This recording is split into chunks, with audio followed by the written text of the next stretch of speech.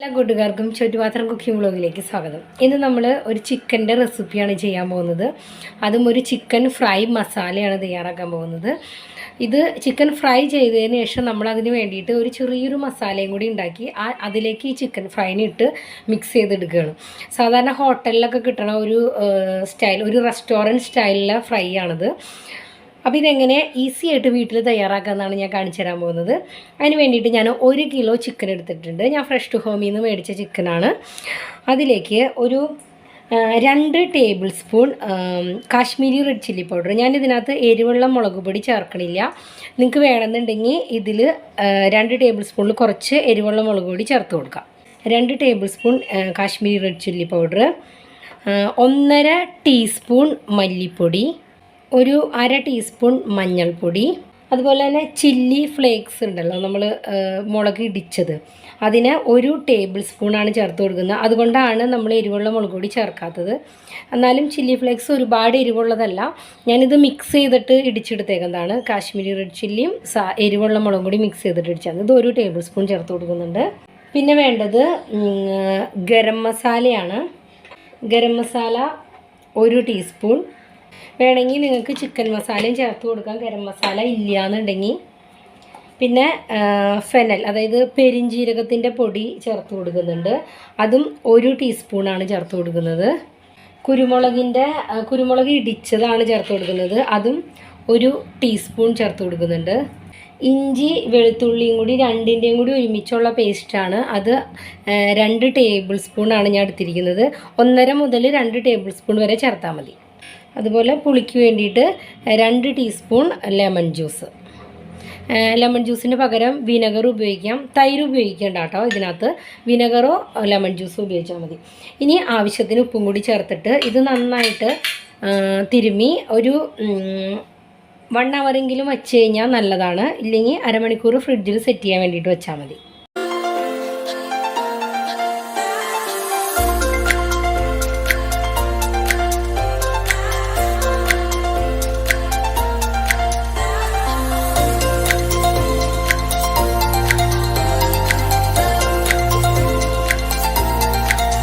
Chicken നന്നായിട്ട് കഴുകി ഒട്ടും വെള്ളം ഇല്ലാണ്ട് എടുക്കണം കേട്ടോ. അല്ലെങ്കിൽ ഇതിനകത്തേക്ക് നമ്മൾ ഈ ലെമൺ ജ്യൂസും ഒക്കെ ചെല്ലുമ്പോൾ വെള്ളമായിട്ടിരിക്കും. അപ്പോൾ ഫ്രൈ ചെയ്യുമ്പോൾ നമുക്ക് അത്രയും ക്രിസ്പായിട്ട് കിട്ടില്ല. അതുകൊണ്ടാണ് ഇതിനകത്തേക്ക് തൈര് നമ്മൾ ചേർത്ത് കൊടുക്കാത്തത്. അപ്പോൾ നന്നായിട്ട് ചിക്കനിൽ നിന്നുള്ള വെള്ളം സ്ക്യൂസ് ചെയ്ത് കളഞ്ഞിട്ട് വേണം ഇതിനെ കുറച്ച് സമയം ഫ്രിഡ്ജിൽ വെച്ച് കഴിഞ്ഞാൽ, ഇങ്ങനെ മസാല പറ്റിയിട്ട് ഫ്രിഡ്ജിൽ വെച്ച് കഴിഞ്ഞാൽ നന്നായിട്ട് സെറ്റായിട്ട് കിട്ടും. അപ്പോൾ ഇതാ നമ്മുടെ ചിക്കൻ പുരട്ടി വെച്ചിട്ടുണ്ട്. ഇനി ഇതിനെ നമുക്കൊന്ന് 1 ഹവർ റെസ്റ്റ് ചെയ്യാൻ വയ്ക്കാം. നമ്മൾ മസാലയൊക്കെ തേച്ച് വെച്ചിരുന്ന ചിക്കൻ ഇപ്പോൾ 1 ഹവർ ആയിട്ടുണ്ട്. ഞാനതിനെ ഒന്ന് ഫ്രൈ ചെയ്തെടുക്കാൻ പോകും. അപ്പോൾ ഒരുപാട് എണ്ണയിൽ ഡീപ് ഫ്രൈ ചെയ്തെടുക്കേണ്ട ആവശ്യമില്ല. കുറച്ച് എണ്ണ ഒഴിച്ചിട്ട് 1-2 പ്രാവശ്യമായിട്ട് ചെയ്തെടുത്താൽ മതി. ഞാനപ്പോൾ ഇതിനെ 2 ടൈമായിട്ടാണ് ചെയ്തെടുക്കാൻ പോകുന്നത്. ചൂടായ എണ്ണയിലേക്ക് നമുക്ക് കുറേശ്ശെ ഇട്ട് കൊടുക്കാം.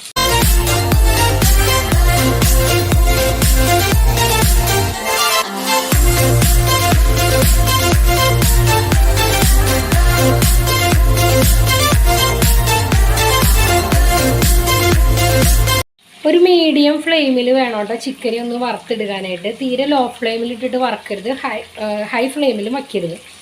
അപ്പോൾ അതൊന്ന് വറുത്ത് വരുമ്പോഴേക്കും നമുക്ക് ഇത്രയും സാധനങ്ങളൊന്ന് അരിഞ്ഞ് ചതച്ചൊക്കെ എടുക്കാണ്ട് 2 ഓണിയൻ എടുത്തിട്ടുണ്ട്. ഒരു മീഡിയത്തിനേക്കാൾ വലുതാണ് ഇതാ.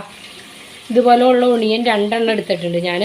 അപ്പോൾ അതിനൊന്ന് അരിഞ്ഞെടുക്കുക, സ്ലൈസ് ചെയ്തെടുത്താൽ മതി. പിന്നെ ചെറിയുള്ളിയും 1 പീസ് ഇഞ്ചിയും ഒരു 8-10 വെളുത്തുള്ളി, അത് ടേസ്റ്റ് അനുസരിച്ച് എടുത്താൽ മതി.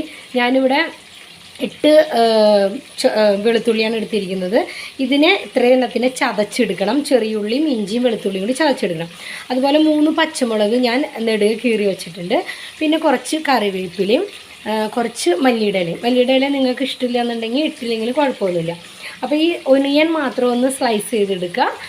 ബാക്കി ഉള്ളിയും ഇഞ്ചിയും വെളുത്തുള്ളിയും ഒന്ന് ചതച്ച് നമ്മൾ ചിക്കൻ വറുത്ത് കഴിഞ്ഞാൽ ആ എണ്ണയിലേക്ക് തന്നെ 1 ടീസ്പൂൺ പെരിഞ്ജീരകം ഇട്ട് കൊടുക്കുകയാണ് ഞാൻ. അതിലേക്ക് നമ്മൾ ചതച്ച് വെച്ചിരിക്കുന്ന ഉള്ളിയും ഇഞ്ചിയും വെളുത്തുള്ളിയും കൂടി ചേർത്ത് കൊടുക്കുക.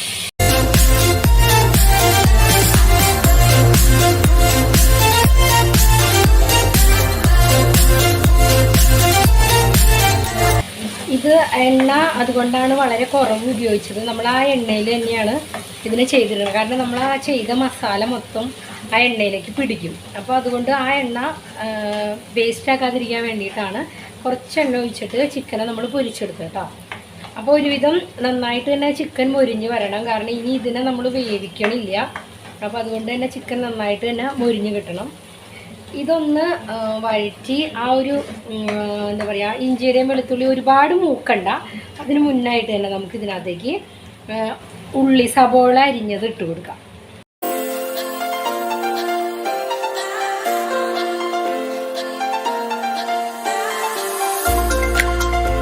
ഇതിൻ്റെ കൂടെ തന്നെ പച്ചമുളകും കറിവേപ്പിലും ഇട്ട് കൊടുക്കണം. അപ്പോൾ അത് ഒന്ന് സവാള ഒന്ന് വാടി കഴിഞ്ഞിട്ട് മതി.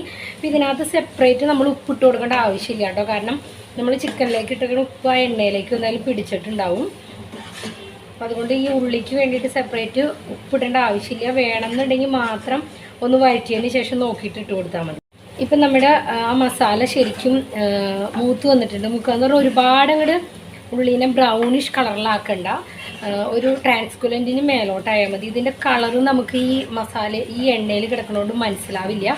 പക്ഷെ ആ ഒരു മൂത്ത മണം നമുക്ക് വരുമല്ലോ. ആ സമയത്ത് ഇതിനകത്തേക്ക് നമ്മൾ ആ വറുത്ത് വെച്ചിരിക്കുന്ന ചിക്കനെ ചേർത്ത് കൊടുക്കണം.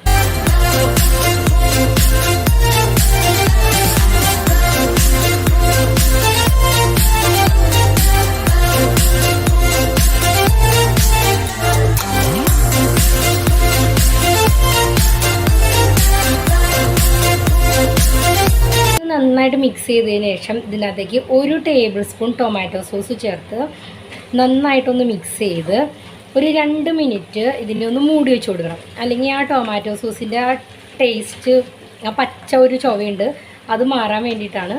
ഇതിനൊന്ന് മിക്സ് ചെയ്യുക. ലോ ഫ്ലെയിമിൽ വേണം കേട്ടോ ചെയ്യാനായിട്ട്. അപ്പോൾ ഈ സമയത്ത് ഉപ്പ് വേണമെന്നുണ്ടെങ്കിൽ നോക്കിയിട്ട് ഉപ്പ് ആവശ്യമുണ്ടെങ്കിൽ ഇട്ട് കൊടുത്തോളൂ. പുളി കുറവാന്ന് തോന്നുന്നുണ്ടെങ്കിൽ കുറച്ചും കൂടി നാരങ്ങ നീര് വേണമെങ്കിൽ പിഴിഞ്ഞു കൊടുക്കാം. അപ്പോൾ നമ്മൾ ഈ ടൊമാറ്റോ സോസ് ചേർക്കണോണ്ട് തന്നെ പുളിയുടെ പ്രശ്നം ഉണ്ടാവില്ല. വേണമെന്നുള്ളവർക്ക് കുറച്ച് നാരങ്ങ നീര് കൂടി വേണമെങ്കിൽ പിഴിഞ്ഞു കൊടുക്കാം. അപ്പോൾ ഇതിനെ ഒരു 2 മിനിറ്റ് ഒന്ന് മൂടി വയ്ക്കാൻ പോകണം. ആ മസാലയൊക്കെ നന്നായിട്ട് ചിക്കനിലേക്ക് പിടിക്കാൻ വേണ്ടിയിട്ട്. ഒരു 2 മിനിറ്റ് കഴിഞ്ഞ് കഴിഞ്ഞാൽ ഇതിൻ്റെ മൂടി തുറന്നിട്ട് നമ്മൾ എടുത്ത് വെച്ചേക്കണ മല്ലിയുടെ ഇല ഉണ്ടല്ലോ, അതും കൂടി ചേർത്ത് കൊടുത്തിട്ട് ഒന്ന് മിക്സ് ചെയ്ത് കൊടുക്കാം. മല്ലിയുടെ ഇല ഇഷ്ടമില്ലാത്തവർ ചേർക്കണം എന്നില്ല കേട്ടോ. അപ്പോൾ നോൺ സ്റ്റിക്കിൻ്റെ പാത്രത്തിലാണ് ചെയ്യണമെന്നുണ്ടെങ്കിൽ എണ്ണ വളരെ കുറച്ച് ഉപയോഗിച്ചാൽ മതി.